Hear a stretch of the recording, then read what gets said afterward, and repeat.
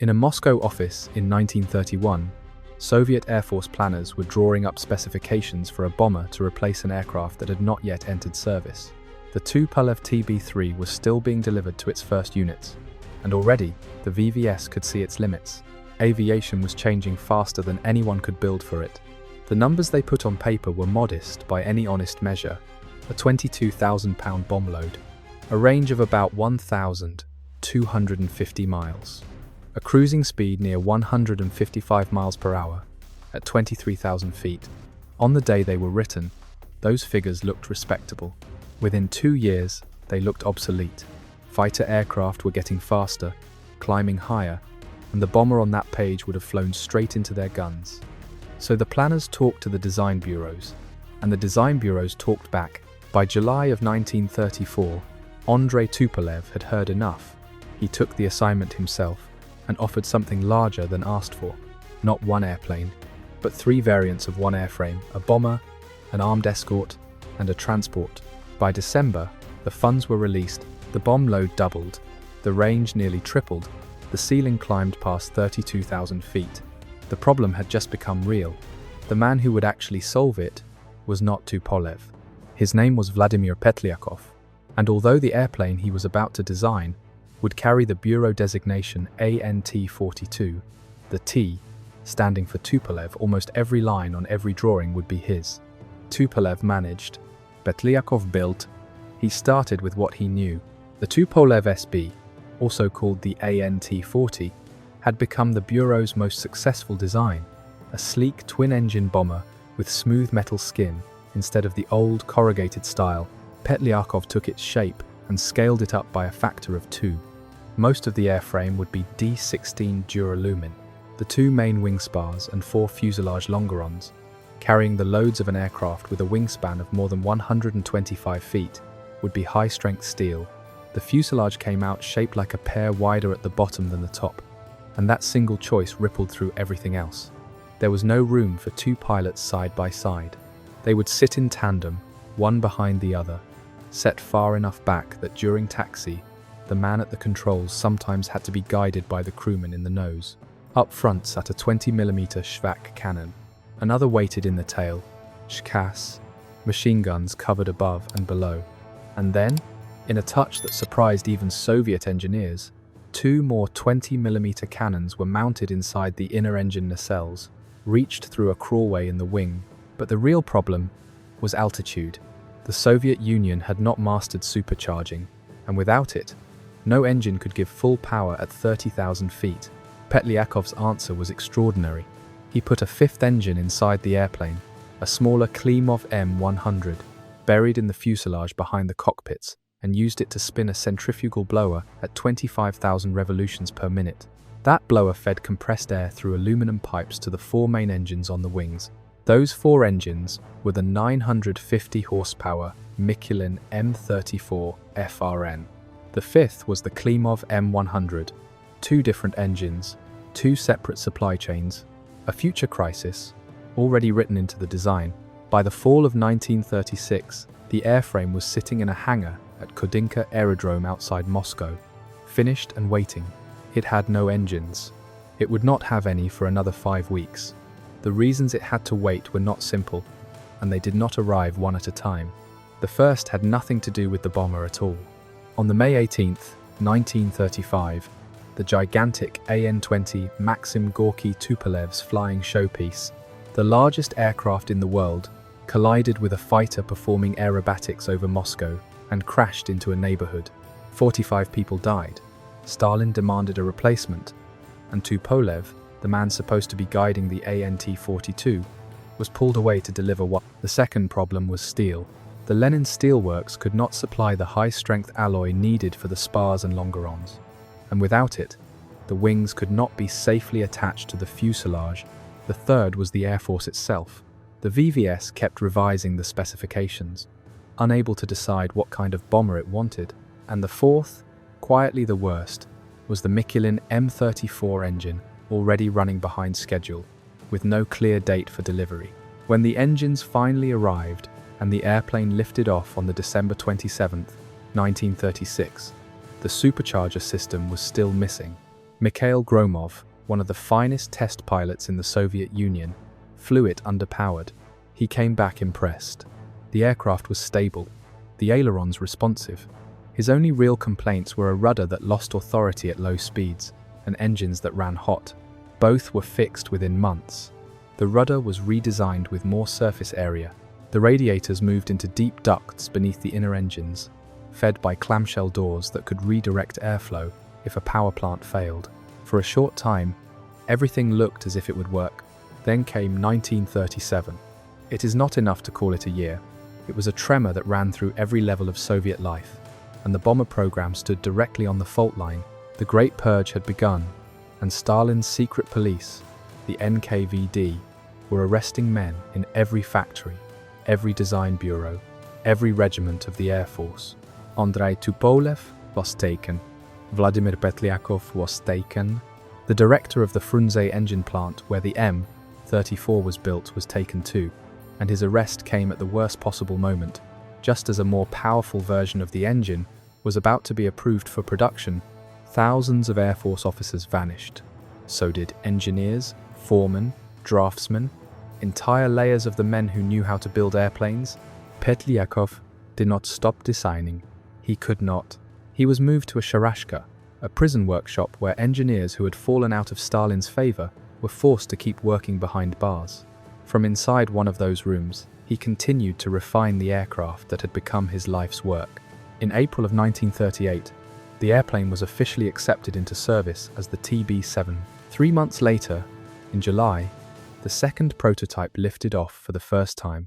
It carried the working ATSN-2 supercharger, the improved M100A driving it, 11 crewmen, and the full defensive armament Petlyakov had drawn up years before. On paper, it was finally the airplane it was supposed to be. But the factory chosen to build it, GAZ No. 124 in Kazan, was hollow. Half its engineers were in prison cells or in graves.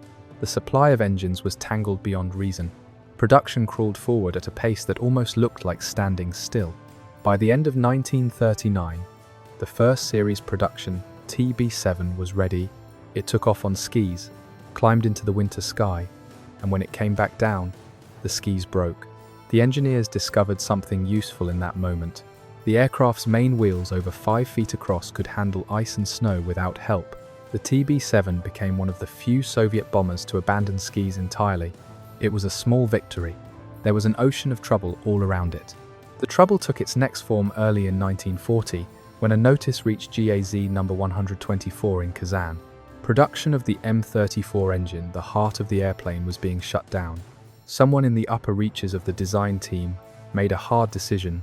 The fifth engine and the entire ATSN-2 supercharger would be removed. The space inside the fuselage where the Mon 100 had once spun its blower would be repurposed for a commander and a radio operator, raising the crew to 11 blank. A retractable dorsal turret with a 20mm cannon was added. Twin radio masts went on.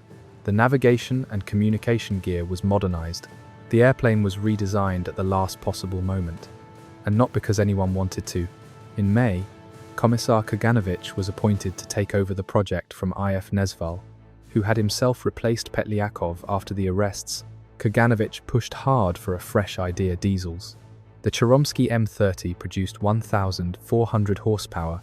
The M40 produced 1,500. Both were turbocharged V12s, water-cooled, and on paper they looked promising. 5 aircraft received the M40, 11 got the M30. The benefit was real. Fuel efficiency pushed the range to nearly 3,400 miles. Everything else was a disaster. The engines were unreliable at altitude. They were nearly impossible to start in winter. They burned oil at a rate that defied belief, and the M40 had a particularly cruel habit. At high altitude, it would simply quit. Once it stopped, the manual fuel system needed a certain engine speed to restart, meaning the airplane had to dive to around 5,000 feet before the engines could be coaxed back to life. By the end of 1941, every diesel was pulled out and replaced with the Mikulin AM-35A, a 1,350 horsepower engine that, at last, just worked. And then, on the June 22, 1941, the the Germans crossed the border. Operation Barbarossa caught the Soviet Union with exactly one squadron of Pe-8s ready for combat, and even that squadron was rated as not yet combat ready for the simple reason that there were not enough airplanes to call it whole. 2 were lost on the ground in the opening days. The rest were pulled back to safety and folded into a new branch of the VVS called Long Range Aviation, or ADD. The Soviet Union had so few of these bombers that it could not afford to spend them, and yet it could not afford to leave them on the ground either. Striking deep into German territory, even with a handful of aircraft, sent a message that mattered for morale on a front that was otherwise collapsing. The first attempt came on the night of the August 10th, 1941. 8 Pe-8s of the 432nd Long Range Bomber Regiment, every one of them fitted with the unreliable M40 diesel, took off from Pushkino Airfield near Leningrad. Twin-engine Yermolayev Yer-2 bombers flew alongside them. Their target was Berlin. 4 of the Pe-8s reached the city. 2 came home. The rest were lost, most of them not to the Germans, but to their own engines. Then came the personal blow. On the January 12, 1942, Vladimir Petlyakov boarded a Pe-2, the small twin-engine bomber he had also designed and never landed. He was killed in the crash. Later that year, in his memory, the TB-7 was renamed the Pe-8. The men who flew it used it differently from the Americans and the British. There would be no 1,000 bomber raids on German cities. There were not enough Pe-8s to spare. Instead, they flew pinpoint strikes at night against airfields, supply depots, and rail junctions far behind enemy lines, carrying the heaviest bombs the Soviet Union could build: the FAB-1000, the FAB-2000, and from the spring of 1943, a monster designed by the chemical engineer Nisan Gelperin, the FAB-5000, a single bomb that weighed 5 tons. It was used for the first time on the night of the April 28, 1943, against the coastal fortifications at Königsberg. The Pe-8 released it from about 19,000 feet. The shockwave reached up and shook the bomber that had just dropped it. In July, during the Battle of Kursk, 2 Pe-8s carried 2 of those bombs to a rail yard near Orel and tore out more than 300 feet of track in a single pass. A year earlier, in the spring of 1942, 1 Pe-8 serial number 42066, flown by Major Endel Pusep, had carried Foreign Minister Vyacheslav Molotov out of Moscow on a journey that no one in the West expected was possible.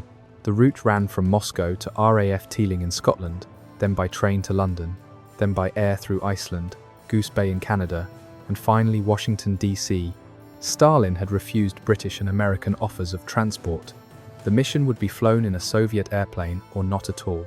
By the fall of 1942, a new version was emerging, powered by the Shvetsov ASH-82, a 14-cylinder radial engine that finally gave the airframe what it had always deserved. It was the most successful Pe-8 ever built. It also arrived too late. By 1944, American bombers were flowing in under Lend-Lease, and one by one, the surviving Pe-8s were being quietly pulled from the front lines. When the war ended, about 30 Pe-8s were still flying.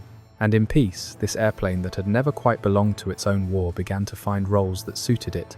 The last 4 built, delivered in 1944, were the Pe-8 ON variant long-range VIP transports powered by the Che-Romsky HA-30B diesel, which by this point had finally become reliable. You could spot them by the curved dorsal fin. A handful of others were turned over to Aeroflot and carried 12 to 14 passengers on civilian routes. But the most distinctive duty came in the Arctic. Painted bright orange, fitted with specialized navigation and radio equipment, Pe-8s flew the long, lonely missions that supported Soviet polar exploration. Later examples were upgraded to the 1900 horsepower ASH-82FN with 4-bladed propellers. One particular airframe, operated from 1949 to 1957, carried the even more powerful ASH-73 2600 horsepower per engine, and on at least one occasion flew north with a Mi-1 helicopter slung beneath its belly, ferrying it to a remote polar station. Others became flying laboratories. 9 different engine types were tested on Pe-8s, mounted on the wings, in the nose, or hung beneath the fuselage. One became the mothership for the Bisnavat high-speed research aircraft, A few were modified to launch the 10 kh, 14 kh, and 16 kh cruise missiles. Soviet weapons reverse-engineered from captured German V-1 flying bombs. In 1952, 2 civilian Pe-8s flew non-stop for 3,107 miles to help establish a station at the North Pole. The bomber that had failed at war was, in peace, doing some of the most remarkable flying of its life. So why only 93? The British built more than 7,300 Avro Lancasters. The Americans turned out more than 8,600 B-17 flying fortresses and over 18,000 B-24 Liberators. The Soviet Union, with all its industrial scale, produced 93 Pe-8s. The answer is not one thing, it is a stack of things, each pressing down on the one beneath it. There was the engine supply, which never stopped breaking down. There was the Great Purge, which took the men who knew how to build airplanes and put them behind bars or in graves. And a Stalin, who managed by interference. There was geography. Britain and America had oceans between them and the enemy, while the Soviet Union shared a long border with Germany, and that simple fact pushed Soviet aviation toward ground support instead of distant cities. There was the economy of total war, which demanded tanks and rifles and fighters in numbers that left little room for a strategic bomber program. And underneath all of it was an older uncertainty. Even before the war began, no one in the Kremlin was sure who the real enemy would be. Look at any single Pe-8, particularly the late ASH-82 version, and you see a capable long-range bomber, stable in flight, ready to do the work if only there had been enough of it. And there is a final, quieter irony. Vladimir Petlyakov is not remembered today for the heavy bomber that bore his name. He is remembered for the Pe-2, the small twin-engine bomber that became the most important Soviet bomber of the war. The Pe-8 was never the failure of a design. It was the failure of a system that never gave the design its chance.